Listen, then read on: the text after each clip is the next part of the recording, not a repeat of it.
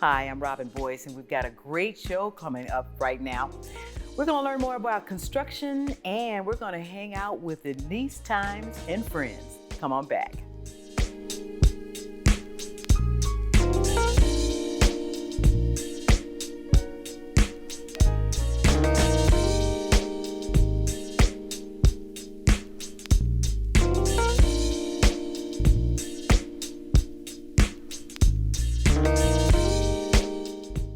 Hi, I'm Robin Boyce for City Corner. I'm glad you could join us today. We've got a great show coming up. In the studios with me right now is Mr. Paul Robinson, who is founder of an awesome podcast, kind of a combination of a little bit of everything, getting people interested in construction. It's called ConstructReach, and I want to talk with you a little bit more about an awesome idea to really get young people involved in a wonderful field that is continuous and is never going to stop because people are constantly building things. Tell us a little bit about ConstructReach. Yes, so first off, thanks for having me, Robin. Yes. ConstructReach started in 2017 as a response to where we are, within the industry. You have this retirement crisis that's hovering over the industry, and there's a need to backfill those positions at the same rate that people are leaving out, but that's not happening. And also, there's a long-standing area of opportunity within the industry to be more diversified.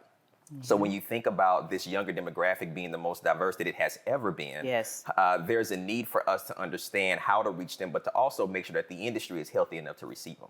Well, yeah, and when you say healthy enough, what do you mean with reference to them being able to actually reach out to this demographic that you know that's ready to go, or what? Yeah, absolutely. I think it comes with a lot of different things, making sure that leadership understands how to model, right, this need for workforce development and diversifying the industry, that the existing management and leadership there, that they're prepared and they understand how to receive and take in young talent, and to also understand that workforce development, diversity, DEI, it has to be the fabric of how you operate as a company and not something that's siloed. Since 2017, that's a very good comment there. Since 2017, are people coming out of those silos? Are they now reaching out and doing the things that they need to do to reach young people who, because I hear from folks all the time working with MSD, and some other areas where they have construction going, City of St. Louis, where they have individuals who are plumbers, carpenters, that they need help because they're all about to retire out. Yes. Are you seeing a different kind of reach now? Yeah, we are beginning to see things different, and that's what ConstructReach is all about. It's kind of shaking it up a little bit, coming to a younger, diverse demographic in a way that is more appealing and relevant to them, and making sure that we have alignment with corporations, brands, the employers within the industry, general contractors, designers, or what have you, to make sure that that alignment is there so that when we meet a younger demographic where they are and introduce them to the different career pathways that exist in a way that is relevant for them, that we're setting them up for success. And so that's what translates into ConstructReach, us being a workforce development consultancy.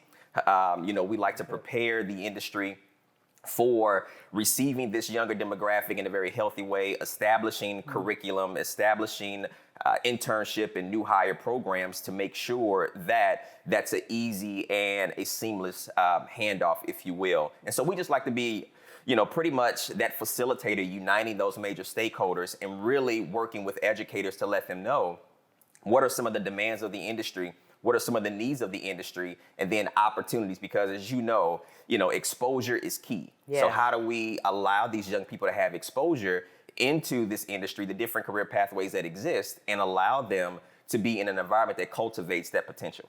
That's awesome. That's awesome. How receptive have young people been? Folks like me have been involved with getting young people involved in construction type programs from years back. Those programs failed because the kids didn't want to show up. They didn't want to go to school. They didn't want to listen to the instructors. There was no respect there. Unfortunately, after we got all of these really big contractors involved, the Albericis, the McCarthy brothers, the Claycos, all those groups invested in trying to help out. And we still said, I don't want to do what are you doing differently now? Because that was some years back, way before 2017 when those things were developed. But what are you doing now to grab that demo and say, look, you got opportunity here to make close to, after you're done training, close to $70,000, $80,000 a year. Oh, absolutely. Easy. Having a skill set, just one of them. We're not talking about having the whole gambit of plumbing, mechanics, carpentry, brick building. One is going to afford you to be able to take care of yourself and your family. How are you grabbing that demo right now? Yeah, that's a very good question because it's multifaceted. Yeah. We can't necessarily just come and say, hey, we've got opportunities and you should take advantage of this because we know how much it pays, the type of benefits that come along with it and how that can set you up for success. But you have to understand who you're bringing that opportunity to. Okay. And, there may be other areas that need to be shored up. And so how do you have somewhat of a holistic approach so that some of those life skills could be there to really maximize the opportunity that's being put in front of them? And I think a lot of times we kind of do that, right? We place this demand on a younger demographic to make these informed decisions, but we have to ask ourselves, hey, have we been there to facilitate, some type of understanding so that when they get to a place to make those decisions that they have those tools, they have, the requisite skill sets, if you will, to be able to apply those.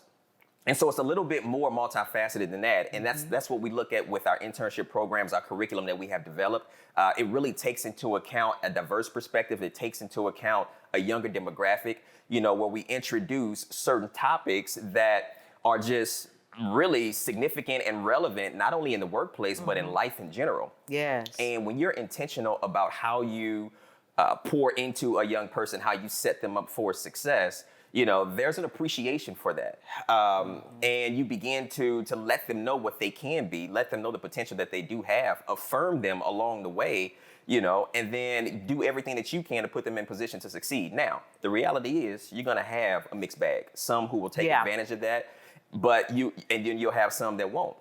But that work is worth it because when you see people and a young person, where everything comes together and you see that all they needed was that opportunity or somebody to meet them halfway or to provide that exposure, and you see what that lends itself to, now you've got somebody that can be an advocate that can go back and you can empower them to go back and reach others as well. Which is really the way it works, really empowering the people that you're trying to touch to go back and empower other people. You also have a podcast. Tell us a little bit about that. Yeah, we just started the podcast. It's called iReach. We post episodes every week, and it's just an opportunity for us to hear different stories about this industry, about the opportunities from all different facets. So when you think about the major stakeholders that play a role within the entire construction industry pipeline, you have household brands and corporations. They're the ones that create the demand for the industry when they are ready to reinvest in themselves, right, and expand their footprint and or rehab existing footprints. They employ the construction industry to help them do that. So we talk to them as well, hear their stories about how they, got to their positions. We talk to educators who sometimes feel like they're the gatekeepers, right? They have all of this talent sitting in their classrooms, both in person and virtual now. But there's this expectation, right, for educators to put young people who are transitioning into adulthood in the best position to succeed and let them know what their options are. So we talk to them as well. And then, of course, young people, letting them know the opportunities, but also hearing their thoughts about the industry as well. What's got me so excited is seeing the young women who are interested in construction actually climbing those Kaplan things and building bridges and roads. They want to be electricians. They want to be carpenters. I mean, that's exciting to see a young woman want to choose a field like this. Absolutely. And then when you're able to allow them and their story to be put front and center, now they begin to be a model of success, right? For other young ladies, for other young women that didn't necessarily see themselves. And we always say, if I can't see myself in this industry, then I can't see myself being in this industry. Right. So we like to make sure that we are putting these different stories, these different people who occupy different positions within the entire construction industry pipeline and different careers that some people never know existed, in a very positive light.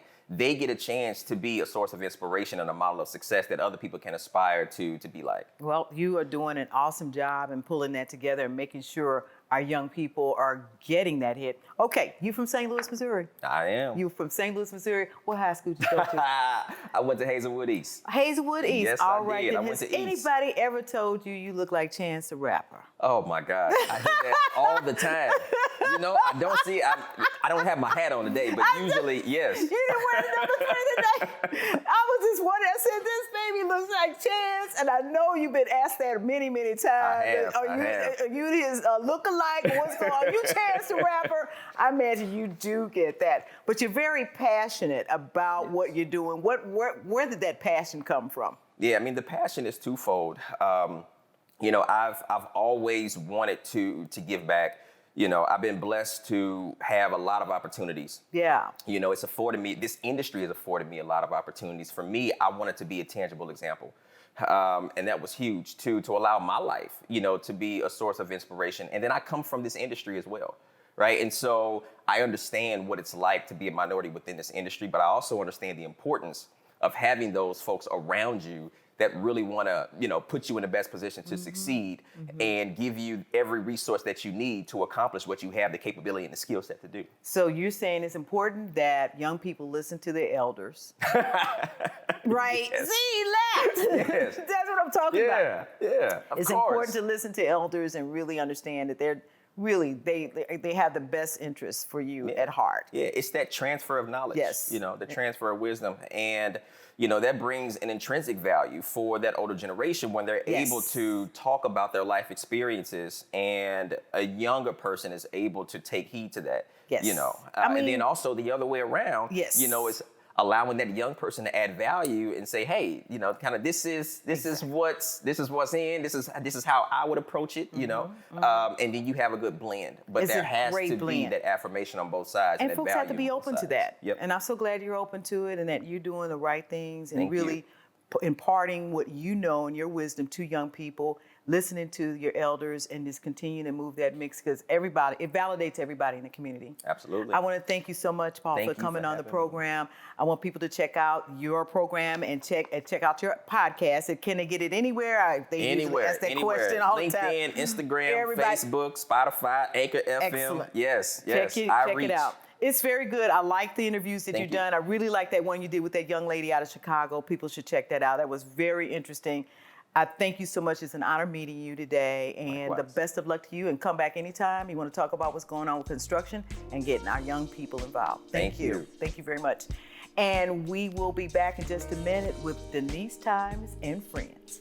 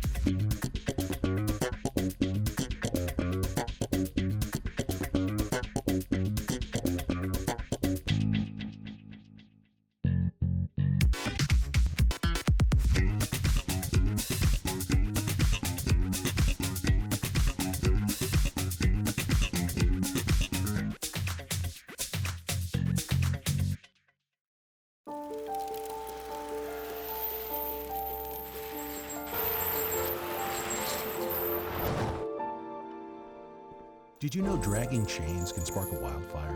Only you can prevent wildfires.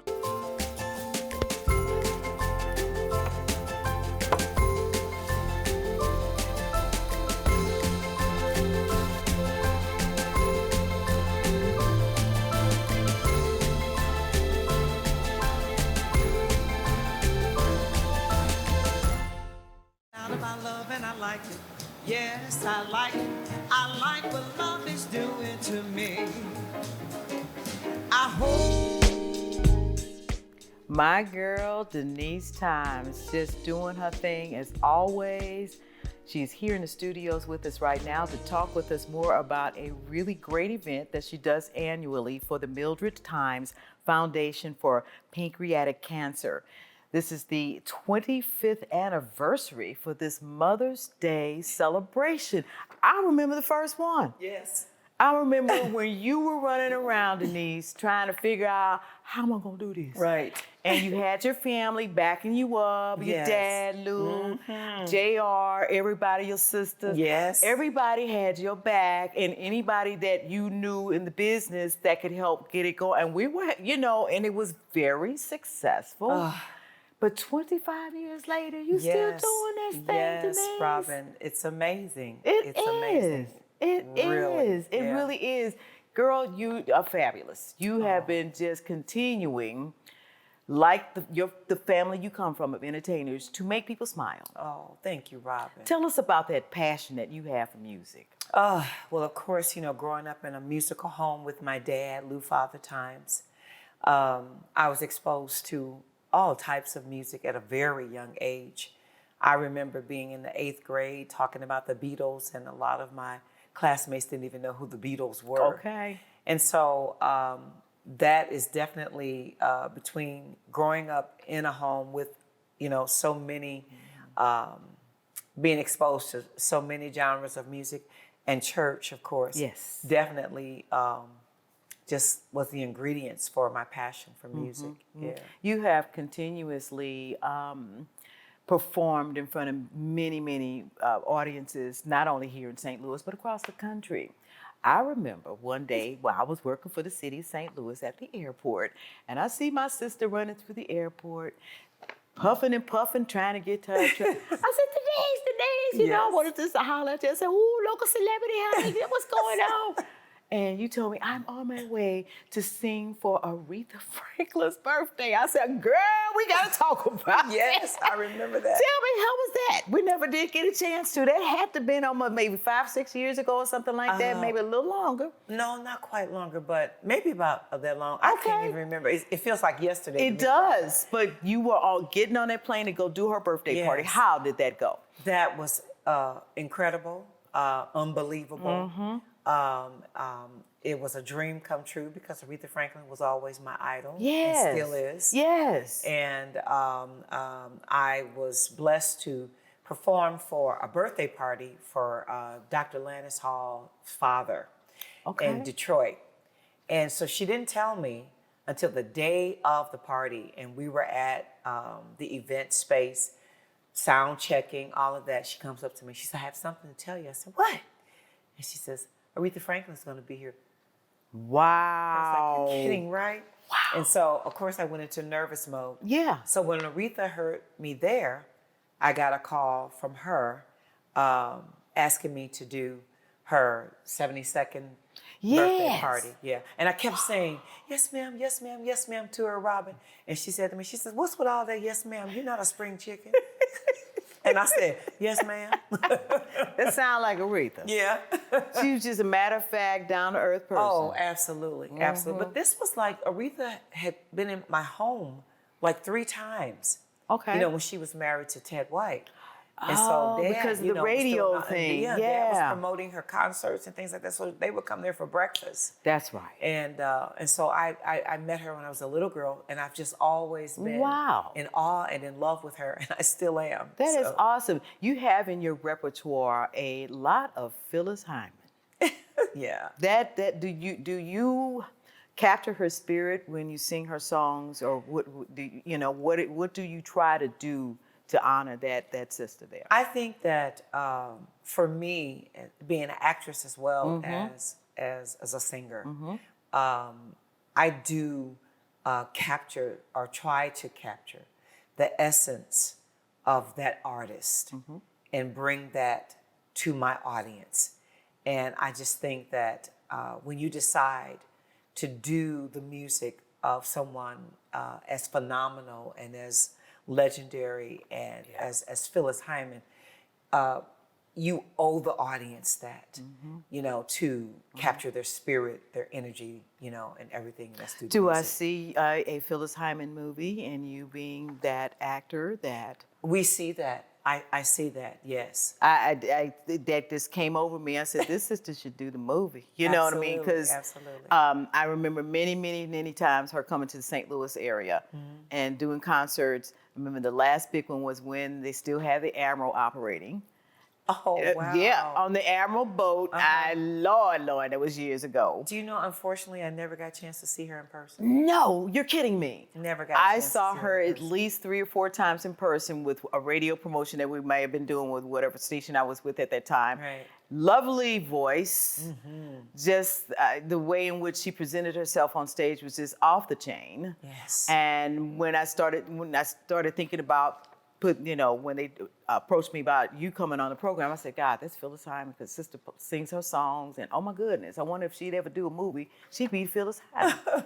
No, I did. It would be great. Seriously, tell us more about the concert coming up. This is something you've been doing for 25 years. This is something we've been doing for 25 years. Our special guest would be Robert Nelson. Tickets are available through Metro Tickets and Afro World Boutique.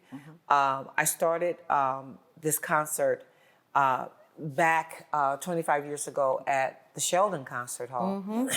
I was out of the country at the time. I was in Singapore when my mother was diagnosed with pancreatic cancer. Okay.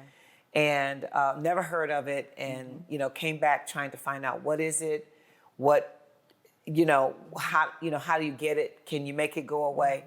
And no one really at the time had a lot of information. Even doctors didn't even have a lot of information. And so I've been on this journey, on this quest ever since, to create awareness for pancreatic cancer and to help people to understand what are some of the warning signs, for pancreatic cancer, like jaundice and maybe IBS, irritable bowel syndrome, that could go. And, don't want to scare anybody, but because IBS is common, that doesn't necessarily mean that you have pancreatic cancer. But check it out. But check what's it out, going on. right? And so those are the things that my mom had. So we create awareness, and that's the biggest thing. And we do it through music and through wonderful doctors like Dr. Lannis Hall, the Siteman Cancer Center, and so that's what we've been doing, and that's how we do it, and we just really love the fact that St. Louis has supported us so well on this. We start off with a lavish buffet dinner, Robin, at 3:00. Okay. And then the concert starts at 5:30. Now, would the buffet dinner be held there at the Two Hill?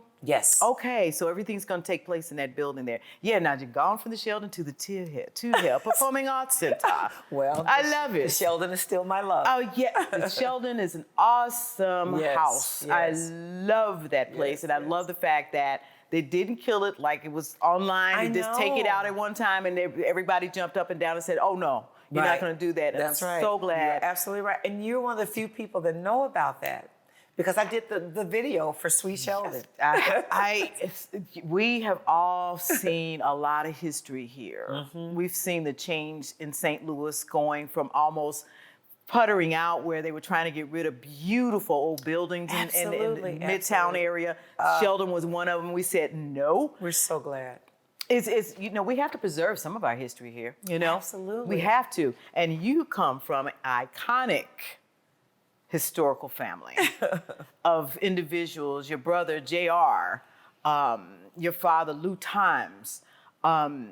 You will come from a family of individuals who have really left a huge, wonderful, beautiful, historical, cultural mark on this community. Thank you. Thank you. And it should be enshrined and placed in places like the History Museum. And the Blues Museum. And the Blues Museum. And other, the Black Radio Hall of Fame that Miss Bernie Hayes They seem is to overseeing. forget my dad. He is all, no, they, But it's okay. No, they don't. I don't think so. I think that Lou Father is getting a lot of definitely promotion, and the fact that he was one of those guys that came along with this group of individuals in the St. Louis area who was on the air here, who made history. I mean, who else were we listening to back in the day? Absolutely. I'm just trying to, And as I've gotten older and working in the industry as a person in radio, I am surprised of the individuals outside of the Black race who were into Lou Father Times. Mm-hmm. Oh, I love Lou Fathers. I like what he did, and he was this and that and the other. I had no idea.